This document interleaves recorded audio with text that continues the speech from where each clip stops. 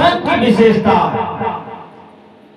सत्संग कीजिए, पूरे परिवार में सब कोई बैठ जाइए, शाम सुबह सत्संग कीजिए, स्तुति कीजिए गुरुदेव का, बीजक पाठ कीजिए, गीता पाठ कीजिए, रामायण पाठ कीजिए,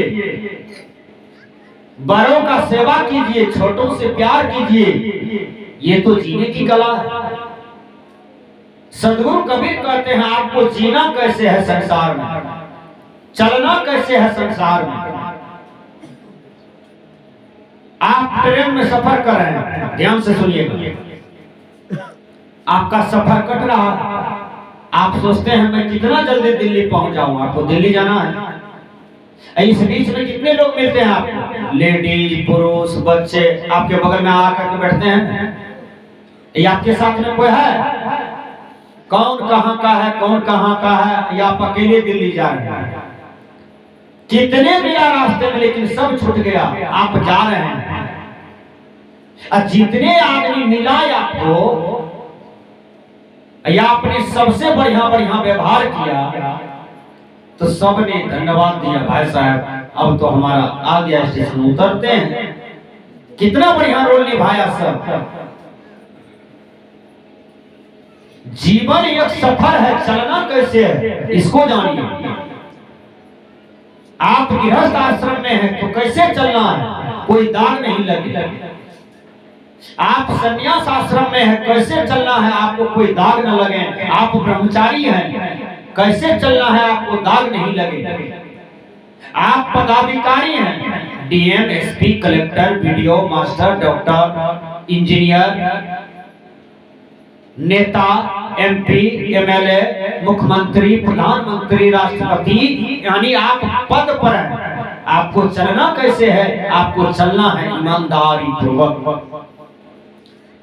सब चीज आप बेच सकते हैं, लेकिन ईमानदारी को नहीं बेचिएगा। इसी को कहते हैं चलने की कला, रहने की कला, जीने की कला।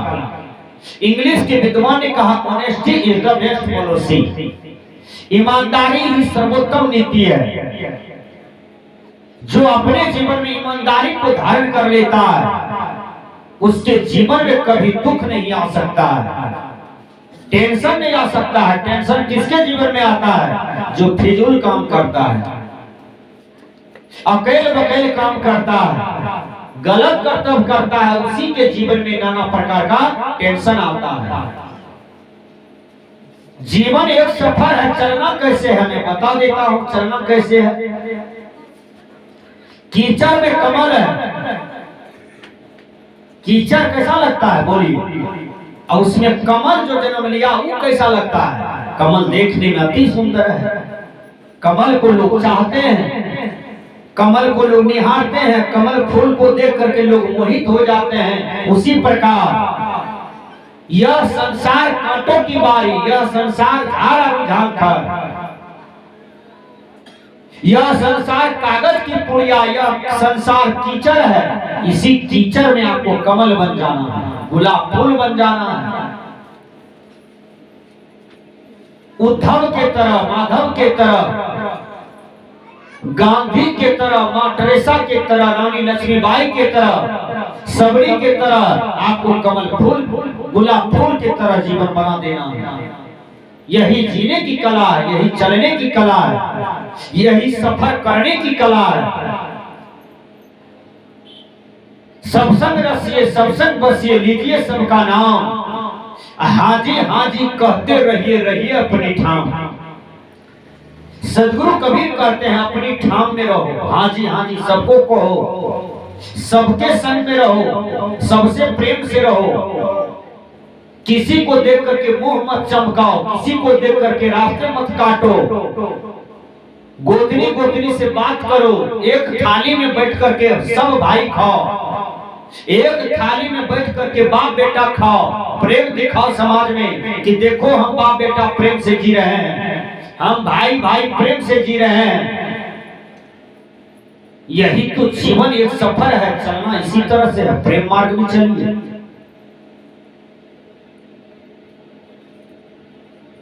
सदगुरु कबीर ने कहा पोथी पड़ी पड़ी जग होगा, पंडित भया न कोई, 2.5 अक्षर प्रेम का पढ़े सो पंडित हो। प्रेम पाठ का चोलना पहरू कबीरो नाच, अब पानी दिन हो तासु को जो तरमन बोले सांच। कोई वेद पढ़ने से पंडित नहीं होता है, ब्राह्मण जात में जन्म लेने से पंडित नहीं होता है। पंडित वो होते हैं जो बकरी से प्यार करते हैं, चोटी से प्यार करते हैं, मुर्गा खस्सी कबूतर से प्यार करते हैं, हर जीवात्मा से प्यार करते हैं।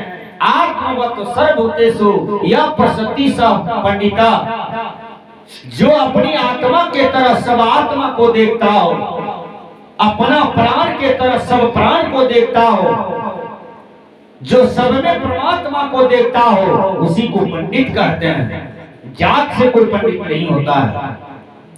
इसलिए जीवन एक सफर है, चलना कैसे है, इसमें असंग होकर के चलना है।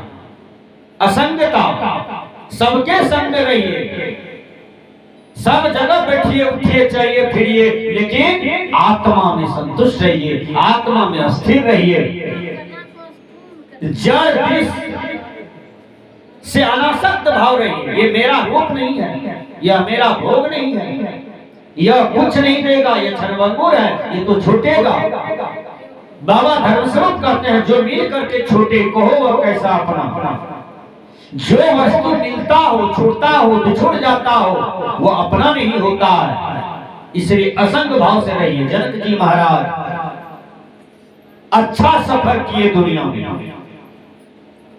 चलना कैसे है, तो जनक जी की तरह चलना है। आए गृहस्थ, गृहस्थ का मतलब ये नहीं होता है बच्चा पैदा करो, धान गेहूं उपजाओ, पत्नी के साथ रहो, साधु के साथ रहो, इसी को गृहस्थी नहीं कहते हैं। गृहस्थी का मतलब हुआ गृह यानी घर, आस्थ मतलब लीन। जो आप में लीन हो वही गृहस्थ है। जो आप में लीन होते हैं उसका नाम है जनक जी। जनक जी महाराज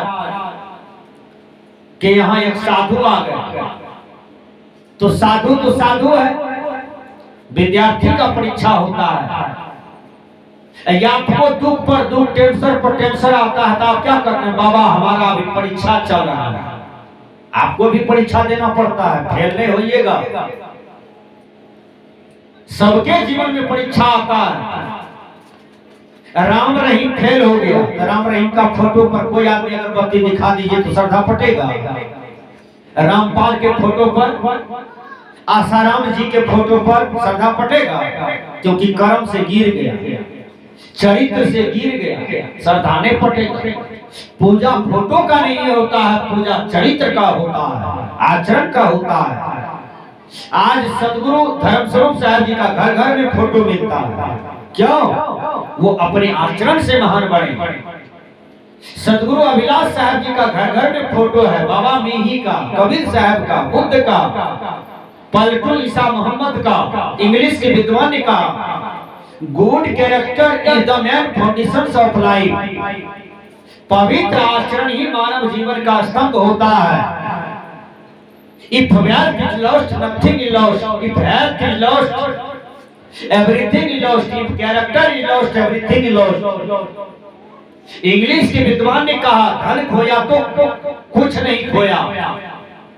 यदि स्वास्थ्य गिर गया तो समझो एक पॉइंट से आप गिर गए कि स्वास्थ्य हो गया। चिंता होती है, बढ़िया आदमी रहता तो और बढ़िया काम करता, इसलिए चिंता का विषय बनता है।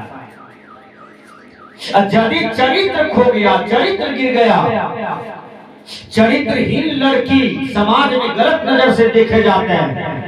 भले समाज आपको नहीं बोले, लेकिन पीठ के पीछे आपको गाली पड़ेगा कि फलमा का बेटी बहसल है, फलमा की पुतो गिरल है। कितनों चरित्र को ढको, नहीं ढका जाएगा। चरित्र में जब दाग लग रहा है बार बार, तो वो चीज ढकने का नहीं है। कुत्ता मर जाए, बोरा से ढक दो तो क्या बदबू आएगी, महकेगा। कितनों बोरा दो फिर भी महक मारेगा। चरित्रहीन लड़की, चरित्रहीन लड़का, चरित्रहीन नेता, चरित्रहीन साधु, चरित्रहीन गृहस्थ, चरित्रहीन विरक्त, उसकी पूजा नहीं होता है। पूजा होता है आचरणवान का, चरित्रवान का, जो चरित्र में सफल है। एक बार महात्मा गांधी जा रहे थे, विनोबा भावे प्रश्न करते हैं, हे गांधी, ये संसार में सबसे कमी क्या है? तो गांधी ने कहा, कि धनवान बहुत है, गुणवान बहुत है, पहलवान बहुत है, लेकिन यह संसार में चरित्रवान की कमी है। चरित्रवान बनिए, यानी सत्य बोलिए, सत्य कीजिए, सत्य का मार्ग दीजिए समाज में, राष्ट्र में, तो आप चरित्रवान हैं। जीवन एक सफर है, चलना कैसे है? तो जनक जी के यहाँ साधु आ गए। जनक जी ने सोचा कि लोग तो मुझे विदेही कहते हैं, साधु देश में है, साधु है, साधु के यहाँ तो मेरा सेवा होबे करता है। देखिए वेदांत बाबू जियनगंज की धरती पर जब भी आते हैं, एको घंटा के लिए तो एक दो ठोना बड़ी निकालने लगते हैं, बाबा लीजिए, नहीं लेने का इच्छा होता है। तो जनक जी इसी क्रम में थे, बार बार साधु वहां आते रहते थे, अनेक प्रकार के साधु आते रहते थे। तो एक साधु आए तो जनक जी सोचा इसका परीक्षा कर लेते हैं, साधु है कि नहीं है। डॉक्टर जब आपको सुई मारते हैं तो उस समय दर्द करता है ना, सही से बोलिए। आधा घंटा के बाद आप पहले कोहर रहे थे, रो रहे थे, बपरार काट रहे थे, आधा घंटा जब सुई टेबलेट पड़ा तो या आप हंसते हैं, नहीं नहीं डॉक्टर साहब कमाल किए, ये सुइया में हमको उठा दिए आप पलंग पर से। जब सुई पड़ता है तो कष्ट होता है, लेकिन आराम किसको होता है? आराम आपको होता है। जो सही महात्मा है आपको फटकारेगा भी, कभी डांटेगा भी, कभी कुछ कह भी सकता है। महात्मा का मतलब आपका पिता, ध्यान से सुनिए, महात्मा का मतलब आपका गुरु, आपके जीवन का मार्गदर्शक। कभी काल ये आप पर बरस जाए तो आप कहिए हे प्रभु क्यों बरस गए आज हम पर, हमने क्या गलती किया, तुरंत मुलायम हो जाता। संत जैसा मुलायम संसार में कोई नहीं होता। जनक जी महाराज कहते हैं कि साधु का परीक्षा करना चाहिए, साधु है कि सवादु है।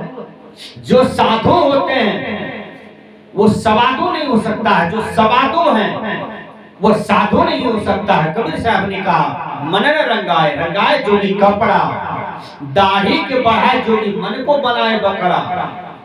दाढ़ी मोछ बढ़ा करके कपड़ा पहन करके सवादु साधु का रूप लेकर के समाज को गड़बड़ाता है। देखिए कुछ दिन पहले बहुत गड़बड़ाया, जेल में सड़ रहा, जीवन में फुर्सत नहीं मिलेगा निकलने के लिए। ये इस देश में साधु सही हो जाए, नेता सही हो जाए,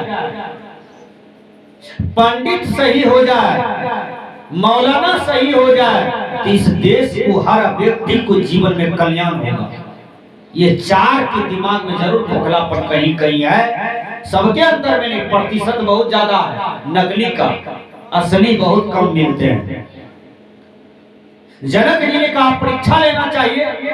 जनक जी कहा बाबा स्नान कीजिए, भोजन तैयार है। स्नान किया, जनक जी अपने से नंगोटी फेर दिया साधु का। जब जनक जी फेर दिए नंगोटी, अब पसार दिए जाकर के 3 मंजिला मकान पर ताकि सूख जाए। जनक जी ध्यान में बैठ गए, अपनी तपस्या से अपना ही घर में आग लगा दिया। ध्यान से सुनिए, अपने 3 मंजिला में आग लग गया और वो साधु टहल रहा था स्नान करके, कब जाएंगे भोजन में, तब तक में आग लग गया समुच्चा चारों तरफ। अब वो साधु बपरार काट रहा है, हमारा नंगोटा जल जाएगा, नंगोटा जल जाएगा, क्या पहनेंगे। और जनक जी खड़ा होकर के बगल में हंस रहे थे। वो साधु कहता है बेअकल जनक, तुमको अकल नहीं है, तुम्हारे घर में आग लग गया तो बाल्टी में पानी लो बुझाओ। कहा जल रहा है, जलने दीजिए, आपको चिंता का है, मेरा घर में जल रहा है। कहा मेरा नंगोटी लाओ। कहा जाओ तुम्हारा नंगोटी है तो लाओ, दौड़ करके हम नहीं जाएंगे, हमारा जल रहा है, जल रहा है। वो साधु आग फाड़ फाड़ करके नंगोटी के लिए गया, लेके आया, समझ गया कि ये साधु अनासक्त नहीं है, असंगता नहीं है इसमें, इसके ज्ञान में प्रबुद्धता नहीं है, इसका ज्ञान में ओजस्व नहीं है, यह ज्ञान का परिपक्व नहीं है, आचरण का भी अधूरा है, साधना का भी अधूरा है। जनक जी जब वो साधु अक्सर बक्सर नंगोटा लेके उतरा तो जनक जी पुनः अपना ही आग को अपनी दृष्टि से उसको बुझा दिया। वो तो परीक्षा ले रहा था, आग कहीं था ही नहीं। वो साधु को कहा कि ऐ महाराज, अब आप और साधना कीजिए, अभी आपका एक पॉइंट भी साधना सफल नहीं है, 100 पॉइंट होता है, इसलिए साधना कीजिए, सही साधु बनिए। अरे आप एक मेमोटी के लिए उत्पलायित हो गया, मेरा समुच्चा मकान जल रहा था, हम अस्थिर थे, या बाप रे बाप बपरा काट रहे थे। इसलिए जीवन एक सफर है, चलना कैसे है? तो चलना है असंग, असंग रहिए, दुख नहीं होगा, इसी तरह से चलना है।